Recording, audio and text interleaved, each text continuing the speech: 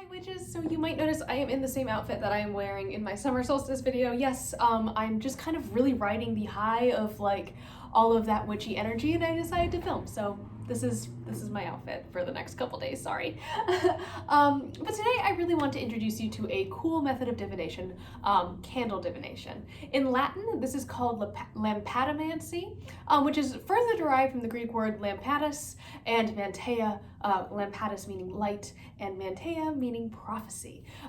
Generally, this is referred to reading the activity of a flame from an oil lamp or a candle. So yes, in the realm of fire magic, I thought this was a fitting topic. In modern witchcraft, you can divine answers to questions by reading the flame of a candle, by reading shapes in the wax, or by reading the smoke and the shapes that it makes. Today, we're going to touch on all three of them.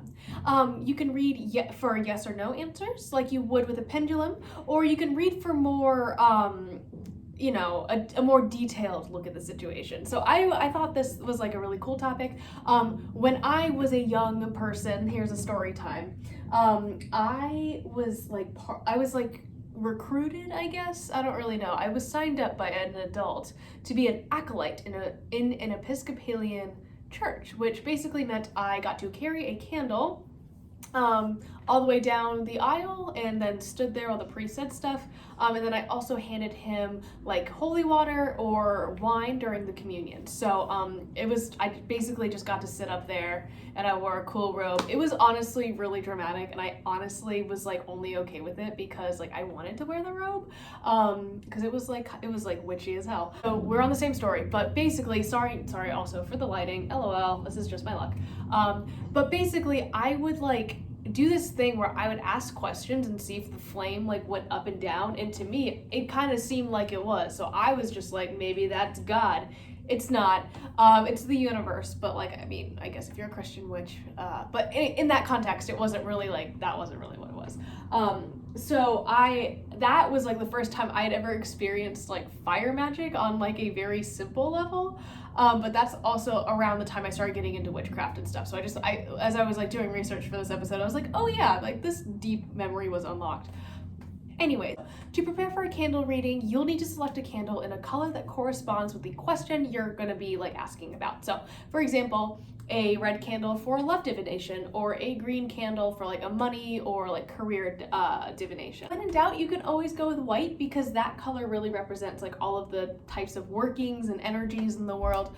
And if you were trying to divine if a curse has been placed on you, then I would recommend using a black candle for like protective purposes. So yes, colors are important. I talk about color magic all the time, but I think it's a big part of at least my craft. Okay, so for a flame reading, what you're going to be focusing on is the flame. So if you see a tall, steady flame, like while you're looking at your candle, and you're asking a yes or no question, seeing a flame grow and get tall and keep steady basically is a definite yes. Another indicator of yes is if the flame leans to the right. If you're using a flame reading as a way to see like how your candle spell is progressing, like if you're using that, like the flame as the monitor for that, a steady, clean flame with little to no smoke is a super good sign that your spell is working as you expected and you will have a great outcome. If you see a small, like kind of diminished flame, if you're asking a yes or no question, generally speaking, if you see this flame get really tiny, it is a no. Another indicator of no is if the flame suddenly like swings over to the left. If you're using this as a way to monitor a spell, this can mean that the working either isn't as powerful or the outcome may not be necessarily how you desire, or perhaps in a diminished fashion. Generally, when that happens, or if that happens, if I feel like that is happening, I will kind of like reevaluate why I was doing the working in the first place and then go from there and like do some shadow work and figure out like what the root of the problem actually is. If you have a super like sputtery, flickery, or dancing flame, this kind of points to chaos or a lot of energy having built up in your working. So if you're asking a yes/no question, if this candle starts going like really crazy, that is generally like a stop, turn around, go back. So it's just signaling a lot of chaos. You know, it may not, it can point to complications ahead, especially with your spellcraft, but like it doesn't necessarily mean like evil, bad, like nah, just cleanse yourself, move on, and you know, see what happens. If you see kind of a gently flickering flame, just kind of like a, you know, like what you would expect from a candle, This is generally speaking less of a concern. It likely means that a deity or a spirit is present. So as long as it's not doing all that stuff, if it's kind of just, being a candle, then you should be fine. Don't freak out. It's okay. Don't worry about it. You'll know, you will know if something is happening. If your candle makes a hissing sound or a pop, you may actually have a message from one of your guides, be it your ancestors, your deities, etc. And this is kind of when I would recommend that you kind of listen closely to it, see what they have to say, try to gain answers by asking more yes or no questions and monitoring the way the flame reacts.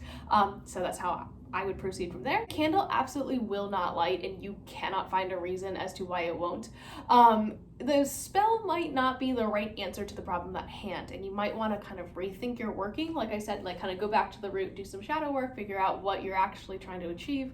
If a flame suddenly goes out, there might be an outside interference from an entity that is a signal that the working will not manifest or is not necessary. So it might just be one of your gods going no.